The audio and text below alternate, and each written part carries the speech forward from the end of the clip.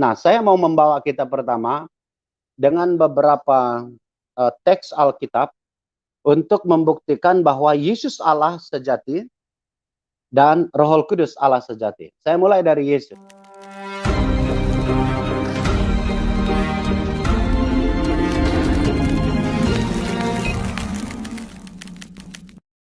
Di dalam teks yang kedua, misalnya dalam Injil Yohanes pasal 1 ayat 1. Ayat 1 sampai dengan ayat yang ketiga itu jelas sekali kualifikasi kealahan Kristus dinyatakan. Pada mulanya adalah firman, en arche en hologos. Sebuah frase yang menjelaskan kepada kita bahwa eksistensi Kristus itu dia tidak start dari sebuah titik tertentu. Karena kata en arche itu adalah sebuah kata keterangan waktu tanpa definite artikel. Itu adalah sebuah keberadaan yang start dari kekekalan masa lampau yang tidak ada titik ujungnya. Mika pasal 5 ayat 1 berkata bahwa anak itu permulaannya adalah sejak dahulu kala dan sejak purbakala. Ya.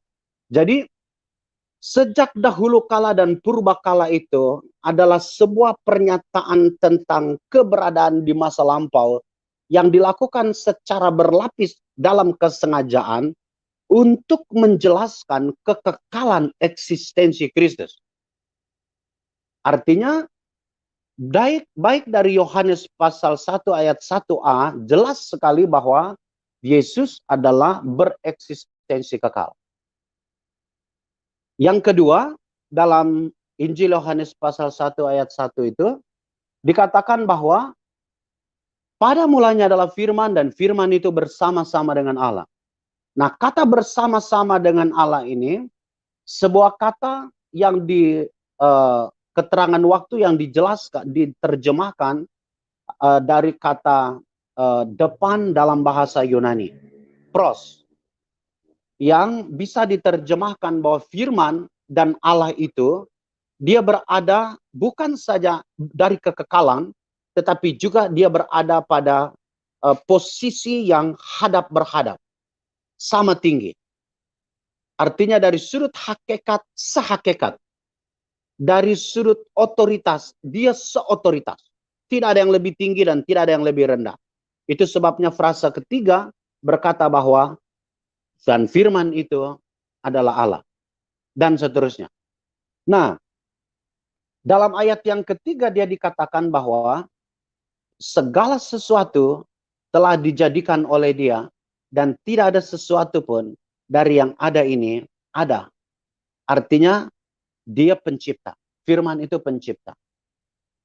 Nah, setelah itu dalam ayat 14 dikatakan firman yang kekal, yang sederajat dengan Theos itu, kemudian dia adalah Allah pencipta itu, dikatakan dalam ayat 14 dia menjadi manusia dan diam di antara kita. Nah, saya mau menjelaskan ini, Pak Peter. Kata logos yang dipakai oleh Yohanes di dalam Injil Yohanes pasal 1 sampai dengan ayat 1 sampai ayat 18 itu, saya mau menjelaskan latar belakangnya. Karena ada beberapa teman yang menjelaskan kata logos ini sebagai sesuatu yang keluar dari Bapa, dan itu sebabnya mereka menyebutnya sebagai pribadi yang sama, yaitu perkataan Allah. Kata logos yang dipakai oleh Yohanes itu dalam bahasa Yunani, dalam filsafat Yunani, ada dua kategori logos. Ya, ada dua kategori logos. Logos pertama itu adalah logos endiathetos. Dan yang kedua adalah logos proporikos. Logos proporikos itu adalah tutur atau firman yang keluar, diucapkan oleh Allah atau setiap kita. Orang Yunani mempercayainya sebagai sebuah unit kekuatan. Makanya dalam Kejadian pasal 3, berfirmanlah Allah, jadilah terang, lalu jadilah terang.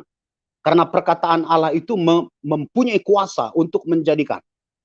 Nah, para penganut Tritunggal yang menganggap bahwa Yesus, Bapa itu dan seterusnya itu adalah sama, kemudian menganggap firman yang keluar dari mulut Allah itulah Yesus Tuhan, itu seringkali memakai terminologi ini untuk menjelaskan bahwa logos proporikos itulah Yesus. Tetapi sebenarnya dalam filsafat Yunani yang dipakai oleh Yohanes sebagai point of contact, sebagai titik tolak dia untuk memberitakan Yesus kepada orang Yunani, dia tidak memakai logos proporikos, tapi dia memakai logos endiathetos. Logos endiathetos itu apa? Dalam filsafat Yunani itu, dalam keyakinan orang Yunani, semesta ini ada hierarkinya. Hierarki tertinggi itu adalah theos. Di bawah theos itu ada demiurge, kemudian ada logos. Demiurge ini adalah pencipta semesta atas mandat atau otoritas theos. Mengapa theos tidak dianggap sebagai pencipta langsung? Mengapa? Karena theos itu adalah pribadi dengan tingkat transendensi absolut mutlak, yang tidak mungkin daripadanya dapat hadir dua hal yang saling berlawanan. Karena orang Yunani percaya filsafat dualisme, ada baik, buruk, dan seterusnya. Dari theos yang sempurna itu tidak mungkin ada dua sifat seperti itu. Sehingga Allah menciptakan dan memerintahkan kepada demiurge untuk menciptakan semesta. Demiurge ini adalah pribadi dengan dua sifat dasar itu, baik dan buruk, dan seterusnya. Nah, ketika dalam proses pemeliharaan, theos tidak mempercayakan itu kepada demiurge, tetapi dia mempercayakan itu kepada oknum yang lain, logos. Logos ini disebut dengan logos endiathetos. Mengapa? Karena dia adalah pikiran atau jiwa semesta yang memelihara sirkulasi dan kehidupan semesta ini dalam keajekan yang tetap, yang tidak saling bertubrukan. Nah, memang Yohanes memakai kata logos yang adalah jiwa semesta ini sebagai point of contact untuk mengkomunikasikan Yesus. Tetapi konten dari logos itu dia ganti. Logos yang dalam konsep Yunani itu adalah jiwa semesta, kekuasa yang mengatur semesta ini sebagai tetap berjalan baik, itu digantikannya dengan kualitas dan karakter logos seperti yang kita baca dalam Yohanes pasal 1 ayat 1 sampai dengan ayat yang kelima. Bahwa dia Allah yang kekal, sama tinggi dengan theos, dia disebut Allah pencipta, di dalam dia ada hidup, dan seterusnya. Nah, jadi itu sebabnya Yohanes atau dari latar belakang apa yang dikatakan oleh Yohanes ini, itulah sebabnya kita berkata bahwa Tritunggal itu adalah sebuah pengajaran Alkitabiah. Mengapa?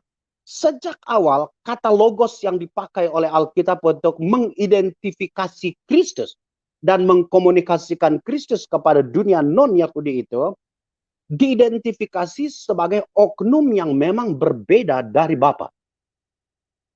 Dia bukan logos proporikos, tetapi dia adalah logos endiathetos. Nah, kalau kita melihat dalam data gramatikal, kemarin saya sudah menjelaskan Yohanes pasal 8 ayat 58. Ya, saya sudah katakan, 3 ayat yang saya sebut ini, 3 alamat yang saya sebut ini bukan 3 data yang mengunci konsep Tritunggal untuk Kristus. Saya kemarin sudah berkata bahwa saya sudah membaca Injil Matius, Markus, Lukas, Yohanes secara teliti dengan membuat coretan hitungan seperti lidi. Setelah 5 saya kasih kelompok 1, 2, 3, 4, 5. 1, 2, 3, 4, 5. 4 Injil memberi kita data 1282 data kealahan Kristus. Artinya dari sudut data sifat dan non moral, Yesus memenuhi kualifikasi.